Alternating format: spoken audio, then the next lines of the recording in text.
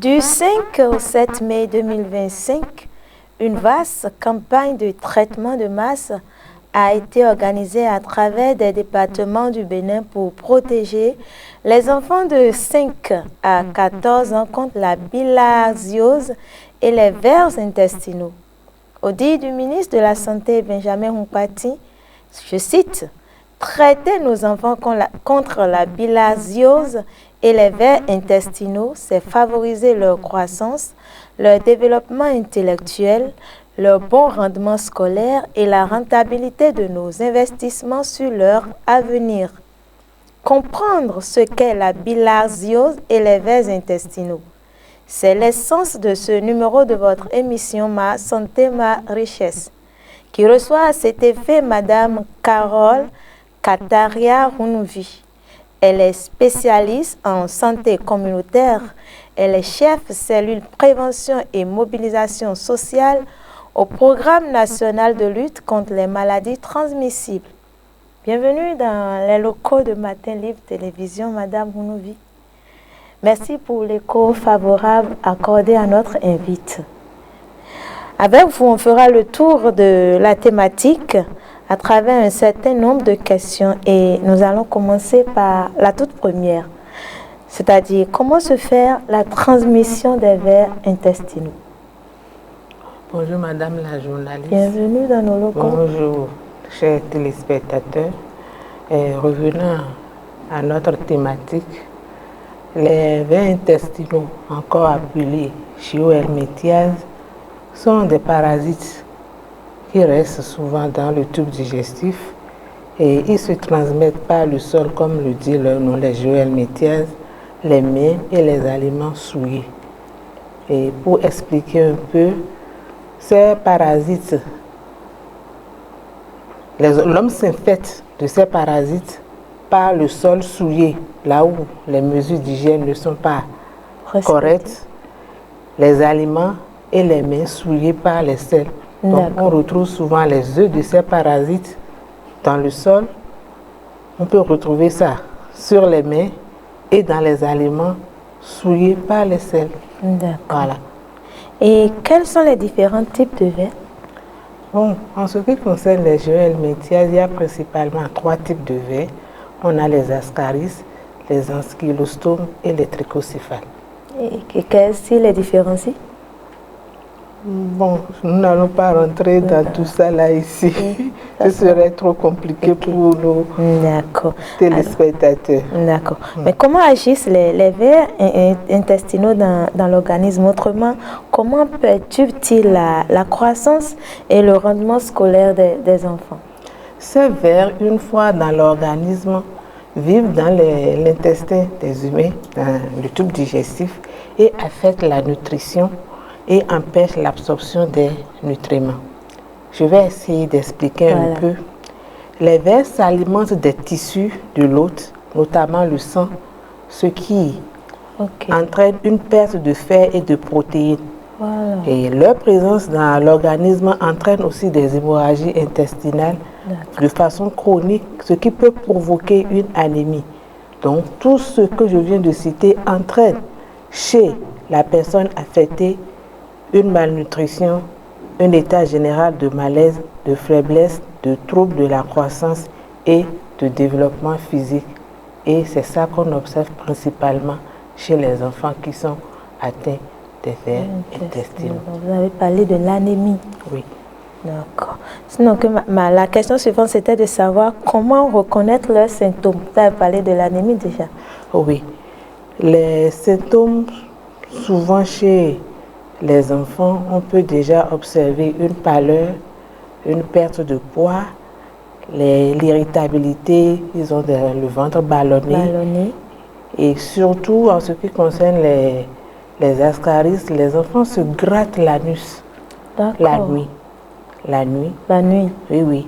Et parfois même on peut observer des vers dans les selles émises par les enfants, parfois même des adultes, bien sûr. D'accord. Là, c'est déjà à un taux... L'enfant qui est vraiment infecté peut déjà émettre les vers dans les selles. On peut observer des vers dans les selles des enfants. Oh, d'accord. Donc, c'est dire que de visu, on peut dire que tel enfant souffre des vers intestinaux. Déjà, quand on remarque la pâleur. Bon, oui, un œil averti peut déjà se dire... Soupçonner, voilà, c'est le terme soupçonner les vers intestinaux chez un enfant. Parce que j'ai dit, il est pâle, il a le ventre ballonné, il mange pas bien, ou bien il mange beaucoup, mais il est toujours chétif. Donc, ce sont quelques signes qui peuvent attirer l'attention. Ok, donc le fait de manger beaucoup, quand on a un enfant qui mange beaucoup mais qui ne prend pas de poids, on peut soupçonner... Bon, ce n'est pas... Bon, je dirais que ce n'est pas le signe distinctif. Mais... Ce n'est pas le signe distinctif, mais ça peut attirer l'attention. Il a le ventre ballonné, il mange beaucoup, mais il ne prend pas de poids. Vous sentez qu'il y a un malaise, il y a quelque chose qui ne va pas chez lui. Il est pâle, donc ça doit vraiment attirer l'attention. D'accord. Venons à la campagne proprement dite. De façon précise, en quoi a-t-elle consisté? Bon, en ce qui concerne la campagne, nous ne traitons pas uniquement les géohelminthias, c'est une campagne couplée. Nous traitons les géohelminthias et la bilharziose. Et c'est une campagne qui se fait chaque année. Et nous utilisons le milieu scolaire pour pouvoir atteindre le plus de cibles possible. Donc chaque année, nous organisons des rencontres de sensibilisation et de plaidoyer envers les associations des parents d'élèves, les enseignants et même les communautés ainsi que les élus locaux pour les informer de l'activité. Ensuite, le gouvernement, à travers le ministère de la Santé, et l'appui des partenaires, ils mettent les médicaments à la disposition des enfants et nous envoyons ça sur le terrain.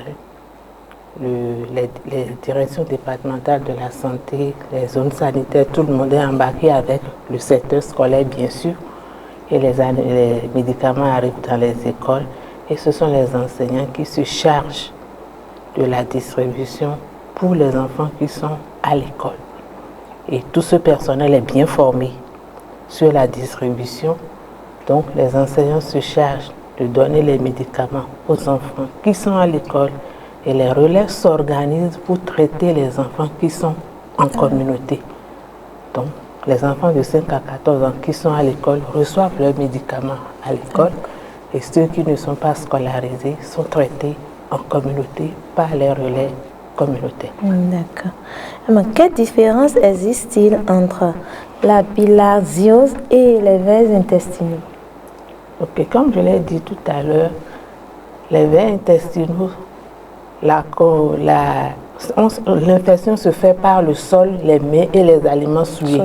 Par contre, pour la bilharziose, il faut forcément avoir contact avec une eau souillée par les parasites pour pouvoir être contaminé.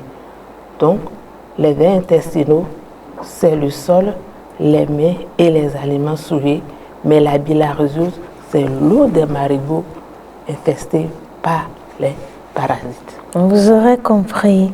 La campagne proprement dite n'a pas pris en compte tous les départements. Et les départements qui ont été pris en compte, je cite, la Liborie, la Takora, l'Atlantique, le Borgo, le Koufo, les collines, la Donga, le Mono, l'Ouémé, le Plateau, le Zou. 11 sur 12. Il n'y a pas le littoral. Effectivement, sur les 12 départements, 11 ont été pris en compte par la campagne. Le littoral n'est pas concerné. C'est pourquoi on traite les 11 départements. Je voudrais rappeler qu'avant la mise en place des traitements de masse tels que recommandés par l'OMS, nous avons eu à faire la cartographie de toutes les MTN des maladies tropicales négligées, puisque les géohelminthias et la bilharziose font partie des maladies tropicales négligées. Donc nous avons eu à faire la cartographie de toutes ces affections dans le pays pour connaître les communes endémiques et les taux de prévalence, parce que le traitement se fait selon le taux de prévalence. Et ce sont les communes dont les prévalences sont élevées et nécessitent le traitement de masse. C'est là que nous faisons les traitements de masse. Donc ce n'est pas un hasard, c'est par rapport à la prévalence et les recommandations de l'OMS que le traitement est fait. Sur le terrain, vous avez eu le sentiment que vous avez réalisé une grande performance. En quoi consiste en fait votre stratégie pour une bonne couverture? Bon, pour avoir une bonne couverture, l'essentiel c'est d'arriver à faire adhérer toute la communauté et surtout pour les jumelles métias, nous n'avons pas de problème pour les veins intestinaux. L'albendazole est accepté et toléré. Maintenant, pour la bilharziose où la molécule nécessite que l'enfant ait mangé avant d'être traité, il y a quelques soucis, mais nous arrivons à contenir. Tout va très bien. Avec la présence des cantines dans les écoles aujourd'hui, nous n'avons pas de soucis. Après que les enfants aient mangé, on leur administre le traitement et tout se passe très bien. En collaboration avec la communauté, nous discutons, nous nous comprenons. Parfois, même dans les écoles, l'association des parents d'élèves se fait représenter pour assister au traitement et tout se passe bien. Il faut dire que la campagne a concerné les enfants âgés de 5 à 14 ans. Oui. Pourquoi cette tranche d'âge? Parce que c'est la tranche la plus à risque. Parce qu'après 14 ans, les enfants rentrent déjà en puberté et les règles d'hygiène s'installent déjà. D'accord, ok, d'accord. Alors, quelle suite réservez-vous à cette campagne? En d'autres termes, est-ce que la population doit-elle s'attendre à une autre phase où le traitement se faire une bonne fois pour toutes? Okay. Comme je l'ai dit tout à l'heure, chaque année, nous organisons la campagne. Donc, chaque année, il y aura la campagne jusqu'à ce qu'on va déclarer que le Bénin a éliminé les veins intestinaux en tant que problème de santé publique. Nous avons eu beaucoup de progrès. Depuis que nous avons commencé les campagnes en 2013, les prévalences étaient très élevées, mais les enquêtes d'impact ont montré que les prévalences ont drastiquement baissé dans la plupart des communes. Même s'il y a quelques communes où la prévalence est encore élevée, à ce jour, les prévalences ont drastiquement baissé et nous pensons que nous sommes en très bonne voie. Et c'est le moment de remercier tous les acteurs, que ce soit le système sanitaire, les partenaires et le système, l'enseignement, qui se sont tous impliqués pour qu'on ait ces résultats. Alors, en tant que parent, est-ce que je peux décider de déparasiter mon enfant? Oui. Il y a des parents qui déparasitent systématiquement leur enfant tous les 3 mois. Parfois, même lorsque nous allons en consultation pour un petit bobo, le médecin nous demande quand est-ce que vous avez été déparasité pour la dernière fois et il nous prescrit l'albendazole, Vermbose ou mebendazole pour nous déparasiter. Donc c'est parce que nous savons que pour la grande masse, surtout dans les milieux ruraux, le déparasitage n'est pas systématique. Et il est scientifiquement prouvé que les enfants qui ébaissent des vers n'arrivent pas à travailler correctement à l'école. Ça affecte leur intellect. C'est pourquoi l'État fait l'effort de traiter au moins les enfants une fois par an. Ouais. Sinon, c'est recommandé de faire le traitement chaque 3 mois, c'est ça? Oui, les gens le font chaque 3 mois. C'est recommandé. D'accord. Maintenant, à défaut de ne pas le faire, l'État fait l'effort de traiter les enfants au moins une fois par an. D'accord. Et quelles sont les précautions à prendre pour éviter de souffrir des vers intestinaux? La première des choses à faire, c'est de toujours porter des chaussures. Toujours porter des chaussures. Parce qu'on a dit JOL, la transmission, c'est pas le sol et c'est transcutané. Donc, il faut toujours porter les chaussures. Porter les chaussures et se laver les mains au moment essentiel, surtout avant de manger et après les selles. Il faut se laver les mains. Amen. Il faut laver les fruits et légumes avant de les manger. Il faut bien cuire les légumes, surtout les viandes, avant de les manger et prendre les comprimés d'albendazole que nous distribuons une fois par an dans les écoles, surtout pour les enfants. Il faut que les parents laissent traiter les enfants à l'école. D'accord. Ce sera ma dernière question. Les vers intestinaux peuvent-ils être source de mort? Oui, madame la journaliste, ça peut tuer. car les complications comme l'anémie ou l'occlusion intestinale, lorsque ce n'est pas bien pris en charge, l'enfant peut en mourir. Wow. Donc, je comprends pourquoi c'est une question de santé publique, comme vous venez de le dire. Les vers intestinaux ne sont pas à négliger, hein, parce que ça peut être source de mort. Oui. Alors maintenant, nous allons passer à... Je vais recueillir votre mot de la fin. Nous sommes à la fin de cette émission. Merci, Madame la journaliste. Vous l'avez cité tout à l'heure. Le ministre de la Santé l'a dit dans son communiqué. Les vers intestinaux perturbent la croissance ainsi que le développement physique et psychologique des enfants. Et le déparasitage des enfants à l'albendazole permet de les libérer de ces parasites, assurer leur développement physique et psychique afin de rentabiliser les investissements sur leur avenir. D'accord. Merci. Oh, santé, santé, bénédiction des riches, richesse des pauvres, qui peut acquérir à un prix trop élevé, puisqu'il n'y a pas de joie dans ce monde sans toi. Nous sommes à la fin de ce numéro de Ma santé, ma richesse, consacré à la bilharziose et les vers intestinaux.